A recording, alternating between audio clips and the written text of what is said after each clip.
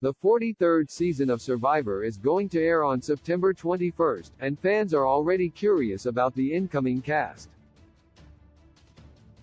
After all, how many of them will be funny? How many will revolutionize gameplay? Will there be a legendary hero? Will the winner play under the radar or a dominant game from the start? But one question seems to ring out the most: will there be a legendary villain?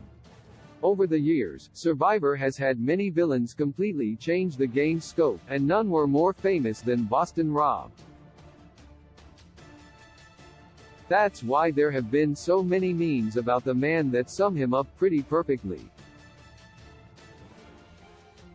Sometimes blindsided, while Boston Rob is almost always a dominant player, he doesn't always have his eye on every aspect of the game.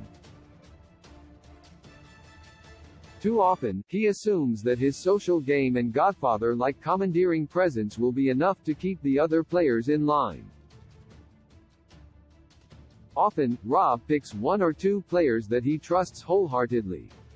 After Coach's insistence that iron sharpens iron in Heroes vs. Villains led to a significant betrayal, it was no wonder Boston Rob was sent packing. In that way, his anger at Coach was wholly justified. Friend to Jeff Probst, Rob's biggest ally on any of his seasons is often not even a player at all. After all, though he's played Survivor alongside his soon-to-be wife, Rob is always most respected by Jeff Probst himself, which is somewhat funny, given that Boston Rob is often named as a player who could replace Jeff Probst when he retires. During challenges, Probst will often glowingly praise Rob as both a competitor and a cast member. The respect is likely due to Rob's sharp wit and funny confessionals, as it makes for excellent TV that any producer can enjoy. That's also why Rob will sometimes remain a presence in the game even after his boot, as he was in Heroes vs. Villains. Ruthless Boston Rob is a man who demands absolute loyalty and obedience from the players around him, and it never showed more than it did in Redemption Island. After Matt shook hands with competitors after a challenge, Rob sent him packing. When he won enough challenges to return to the game, Rob didn't even hesitate before sending him home again. It was utterly ruthless behavior that didn't display even a semblance of pity for the seemingly friendly Matt. That behavior is exactly what turned Boston Rob into one of the most notorious Survivor villains. After all, even Tyson and Fairplay were never quite that mean. Inconsistent allies. Unfortunately, while Boston Rob has always had an incredible social game and a strategic mind, he can't always account for other players making major mistakes. Though he managed to secure Tyson's loyalty in Heroes vs. Villains, he lost the game as a consequence of Tyson accidentally voting himself out, while trying to help the alliance. It was an example of Rob having the perfect play for a situation, and it somehow still blew up in his face. A genius strategy, but one he never got to reap the benefits of. Had Tyson not made that blunder, Rob might have walked to an easy victory at the end of the game. Ups and downs. The Boston Rob of Winners at War was unfortunately not the dominant presence he was in earlier seasons. After all, he had been removed from the game for too long and was blindsided by the fast-paced nature of the new school players upon his return. It led to him losing Ethan, Amber, and one of the best Survivor alliances, which certainly dealt a major blow to Rob's chances at an eventual victory.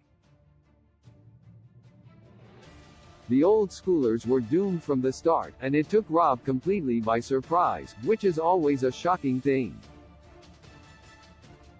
Truly evolved as a bachelor in All-Stars, Rob had eyes for one player and one player only, Amber.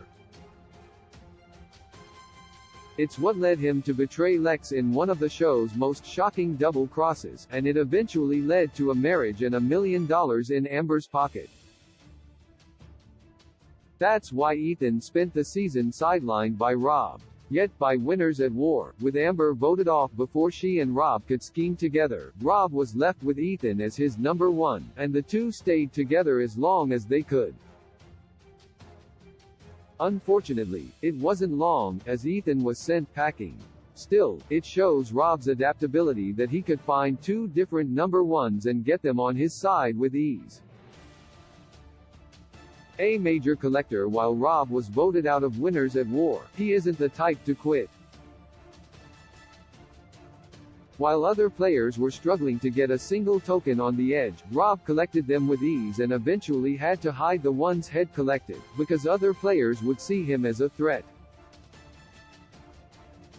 It shows his determination and his willingness to go above and beyond in the game of Survivor.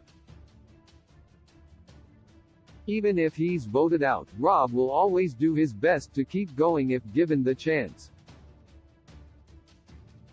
In a way, with that in mind, it makes it somewhat fitting that the season head won as Redemption Island.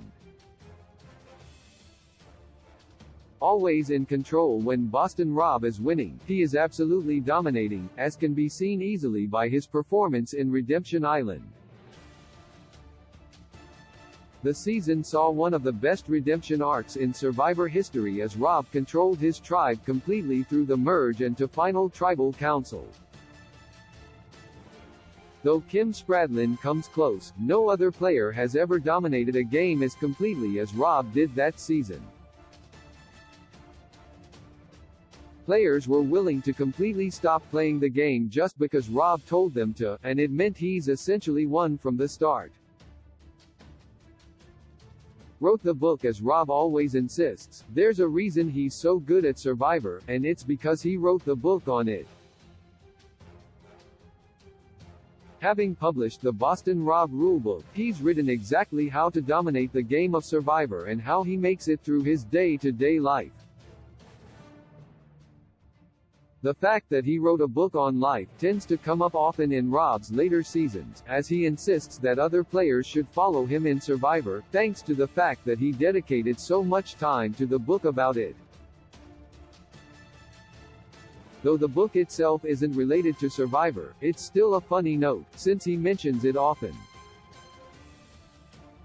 Always returns. Though Boston Rob has started a family of his own, he's always willing to return to Survivor, no matter what.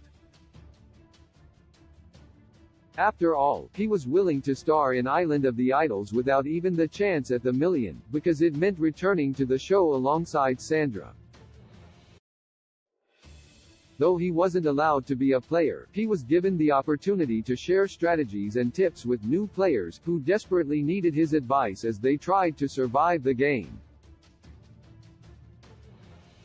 It shows that he's grown into a mentor figure and a major legend within the community. Even better, it shows how much he loves the game of Survivor.